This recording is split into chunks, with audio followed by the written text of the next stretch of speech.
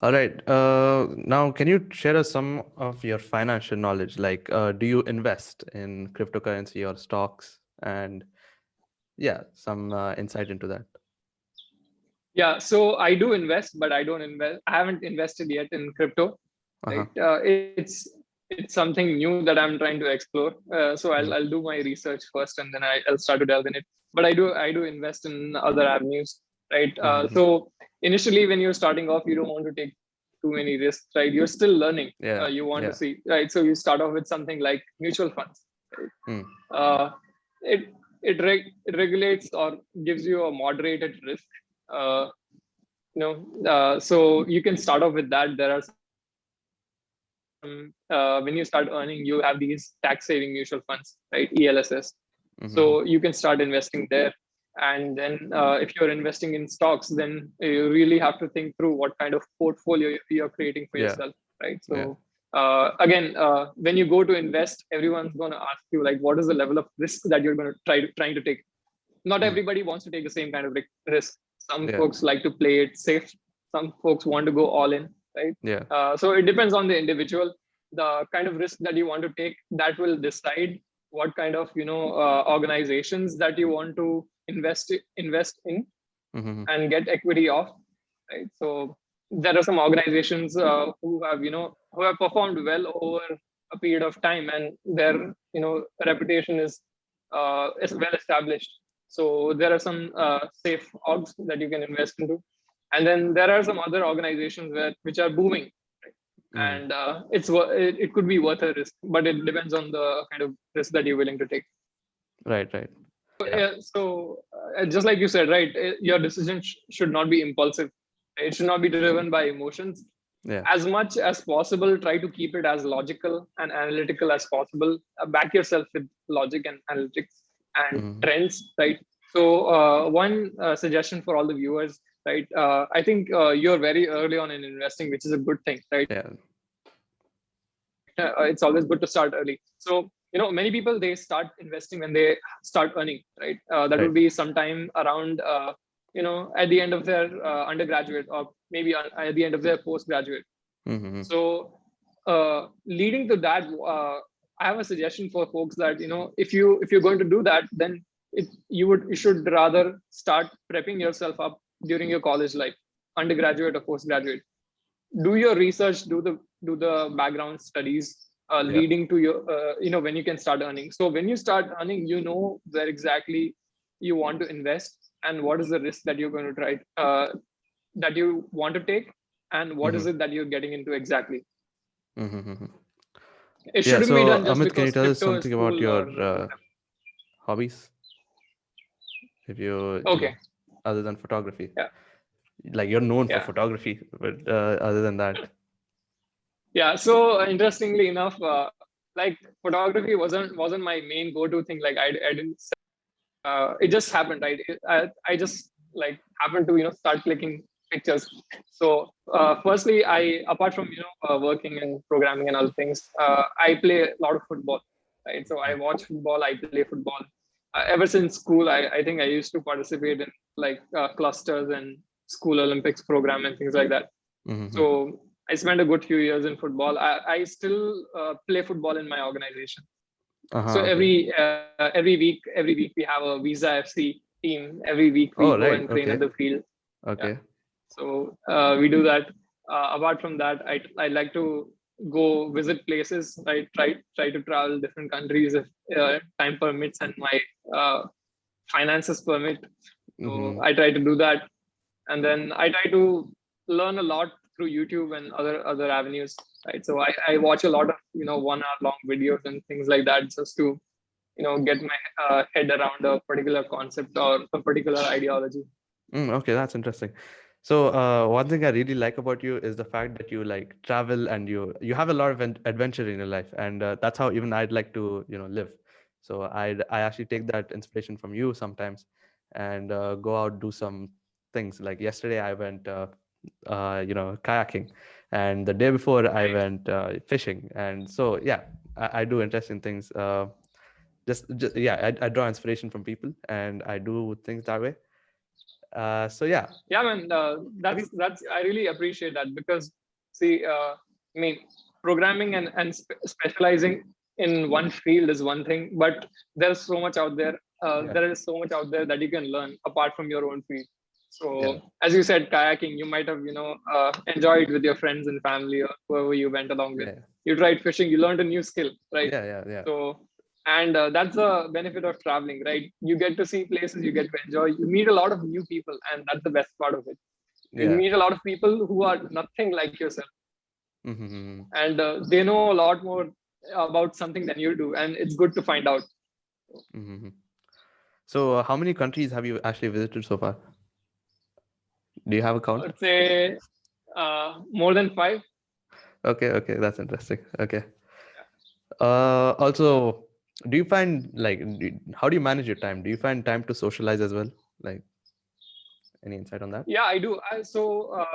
Balancing things is pretty important, right? With Mm. work, other commitments, but you still want some time to socialize with folks, especially during these times, right? Yeah, yeah. You might be away from your family. Uh, People have to still look out for themselves, and you have to do that all of that while studying or while working, right? So it can be overwhelming for a lot of folks, right? Mm. We are seeing unprecedented times, like we haven't stayed indoors Yeah, or quarantined for such a long time ever before. yeah, true. So balancing is a lot more important these days. So I would say, yeah, I do spend a lot of time socializing with my friends. I get in touch with my family every day. Like we have a video call within ourselves, and Mm-hmm. we just get updated with how things are going with everyone in life, and it's important. Yeah. And to your question on, how do I manage my time? Do I get time to do things apart from work? Mm. So let's see. My usual work week at Visa is around like 40 to 45 hours. Like, Yeah. so that is Yeah. my regular week, and there could be weeks where we have releases where you have to put in slightly more amount of time, but that's fine. Like that's not comparable to what sometimes Sham said, right? He has had a 80-hour week, right? Mm-hmm. So my workload is not as heavy as his, hectic in the extreme scenario. So I do get a lot of time to interact with folks. I do go to Instagram and start a live. I Mm-hmm. just let chit chat with people randomly, so that's good. And to folks who are willing to trying to better manage their time so that they can balance it with these, I have one suggestion. So think of it like, take every task or every commitment that you have, and think of it in two terms: is it urgent and is it important, right? Mm-hmm. Two things. Mm-hmm. You can plot a mental matrix if you want. So if it's urgent and if it's important, then that should be your top priority, right? Yeah. If it's urgent and if it's not important, it lies somewhere in the middle, right? And if it's important and not urgent, again, it lies somewhere in the middle. But if it's Yeah. neither of these, then it should go lower down on the order of your list. Yep. Yep. And I apply this logic to most of my work commitments, right? When you factor in things like relationships, it's slightly tricky because you cannot make things important and urgent. Like Yeah. Yeah. it's not really straightforward. Yeah. But for work and other commitments, I think that might be useful, Right. the Right. plotting of urgent versus important matrix. I do remember seeing this in a book that I was reading. I don't remember the book. Oh, where did you get this idea from? Yeah, so again, these are the kind of interactions I have with my a Right. colleague of mine at work, Mm-hmm. right? So Mm. we do regularly debate about why we putting in so many hours apart from work overtime a week, right? Whereas I could be chilling with some folks or family, and Yeah. that's when these discussions come in. Like they suggest that if it's not costing the business any money, if it's not very urgent but it's still important, you can always visit it tomorrow. Mm-hmm. And yeah, so because in these times people are finding it hard to switch off from work, this Yeah. it is becoming increasingly crucial to prioritize. Yep. So also Amit, can you tell us some of your stories from your college or like some fond memories that you think about sometimes? Yeah, man. There are lots of them, sure. So we were very lucky in the sense that our college was located at a beach, right? So we had a private beach in our college. Yeah, yeah. And me being a beach person, right? I've lived by a beach all my life, so that was like the right location for me. We used to go cycling every weekend. So we used to cycle 20 to 40 kilometers sometimes. We Oh, set out okay. early in the morning Okay. and cycle along the beach stretch, get breakfast at nearby place or something, Mm-hmm. visit nearby villages. So those were really good adventures, and I would definitely do it again if I had the chance to. Right? Mm-hmm. We used to hang out with friends at, there were some common places in college. We used to hang out with juniors, people Mm-hmm. from our batch, seniors while they were there in college. Right? We used to go to evening walks at the beach. Again, Okay. really fond memories. That sounds like So a there lot of was fun. there And was a honestly, I have to say, I'm actually jealous because we don't have that privilege because this is an online semester and yeah, and we don't have a private beach in Delhi. So that as well. But yeah, it is sad, but yeah, anyways, yeah, continue whatever you were speaking. Yeah. yeah. So I sympathize with you. I understand that it's online, things are online, and you're not Yeah. getting the full experience of being in college. But yeah, better times shall come soon. So I think you still have time, left for your bachelor's, right? Yeah. Yeah, and a lot of things happened. I tried out a lot of things in college, right? I tried out getting into various clubs, right? I tried out getting into the music club. I Mm-hmm. tried getting into the dance club. Neither of these worked out, but it's still fun. We took part Yo, in a how did dance club not work out for you? You used to dance so well. I still remember the Title Diloda song that you guys were dancing to. That yeah, was so that's good. right.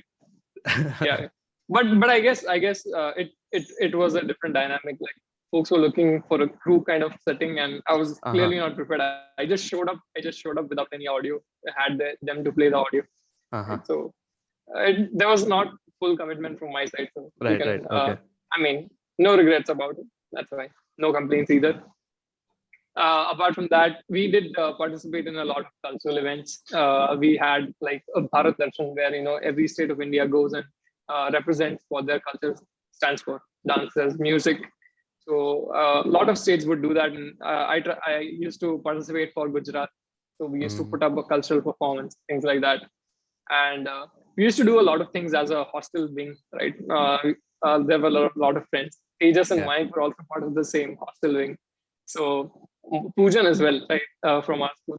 So all of us used to get together and try out a lot of things. We used to have lots of night canteen and Maggie outings, Mm-hmm. right, and just casually chilling around campus. You guys Apart had from curfew that, times? have I? Yeah, we did.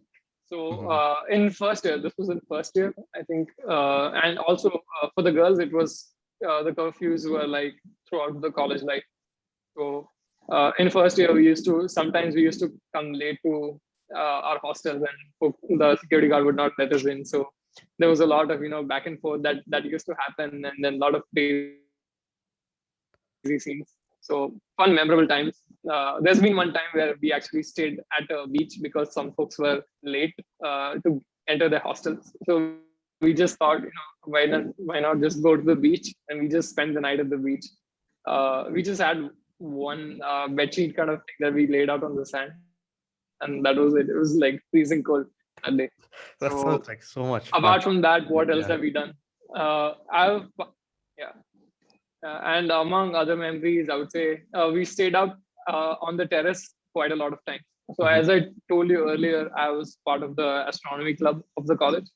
So we do have two telescopes with us. So we used to do a lot of stargazing sessions, and the night skies above Surathkal were beautiful. Like you could see the core of the Milky Way galaxy, Mm. right? Mm. Oh, okay. In certain times of the year. So Right. if you have a telescope and if you have a really good night sky, things just get better and better, right? We used to spot lots of planets. Like I have some pictures of Jupiter, Saturn, uh, and then the Orion Nebula, right? So we took pictures of a lot of them, and Yeah, we used to have a lot of fun sessions. We used to hold it for the public as well. Oh, Uh, okay. so that, yeah. So people sometimes, school children from outside our college or folks from within college itself, we used to hold stargazing sessions for them. And apart from that, I was also, along with a few folks also from NITK. I think you might remember Vignesh.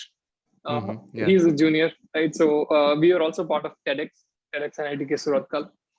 So I spent a good couple of years, or maybe 1 year, working as a content creator there before I got the chance to apply as a licensee.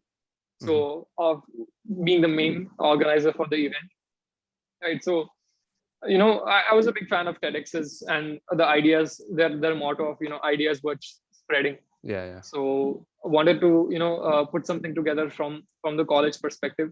So we were able to do that, and it was a lot of fun. So a lot of crazy things also happened, and lots of learning, right? So Yeah. the thing about college is the more you put yourself out there, right, at different events, the number of things you can learn are like innumerable. Mm-hmm. You cannot, because Yeah, there are true, so true. many people with so many skills and So many so interests. much knowledge Yeah. that that is not that is exclusive to yours, and it will be good if you can learn those things. Yeah, yeah, true, true. All right. Also, here's the last question. Do you have any side hustles or like freelancing that you did in college or something? uh let's say side hustles, if are you asking technically related to my coursework? Anything really? Yeah, so I used to make a lot of videos for some events, right? Mm-hmm. As I told you, I used to do some content Yeah, creation video for creation. TEDx. I Mm-hmm. used to also do it for the other college fests, right? Mm-hmm. It could be a technical fest or a cultural festival. We had our cultural fest incident of an ITK. Mm-hmm. So there will be a lot of artist reveals, right? There will be some celebrity coming in on campus. You have Mm-hmm. to go and publicize them. So I used to make these artist reveal videos for certain events. Right? So I used to do things like that. And sometimes what I do is this was after college, right? So there are some folks who want to get some things done, right? Like making some content, media, or making a video invite, Yeah. right? For, let's say, it's someone's wedding, some relative's wedding. They want to get a wedding invite done. So what I do is, instead of having them go to a third party who's going to charge them more, I'll probably do a similar or a better job for much cheaper, and I try to take that money and do things that I like to do, right? Sometimes I use it for a hobby of mine. Sometimes I use it for you know donating it to some charity or something like that. Mm-hmm. So couple of things happen. The people who want to get their job done, they get it done. They get it done for cheaper. I like to do. I get to do the things that I want to do, and I also make money off of it, and I can also donate a Yeah. portion of it or all of it. Yeah, that's interesting. Okay, just okay. I did say last question, but here's the actual last question. Okay, so right now you're in Bangalore, right? Right now, I'm back in my hometown, so I've been working from home Uh-huh. for around about just over a year, I would say. Yeah. Mm-hmm. Yeah, I just wanted to ask. So, what facilities does visa give you? Like you did mention about the football thing. Then do they give you like basic amenities like housing and all that? Okay. So during our internship of 12 weeks, we had fully furnished flats, right? Serviced flats. So that was covered. When we joined work, for the initial month, we were provided with hotel accommodation, and post that you're on yourself, right? Mm-hmm. Yeah. So as part of your salary, there is an HRA component that comes in everyone's salary, basically. So that's about it. You do get some exemption from the government for that, but you're on your own. So the rents and other things are basically yours. Mm-hmm. Okay. They do provide an internet allowance, which is not a reimbursement, but rather a tax exemption. Mm-hmm. Okay, fine.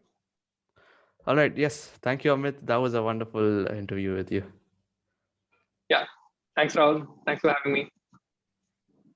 If this video has added value to you in some way or the other, go ahead, like the video, and let the YouTube algorithm know that you enjoyed the video. Also, don't forget to subscribe. Thank you, and see you in the next one.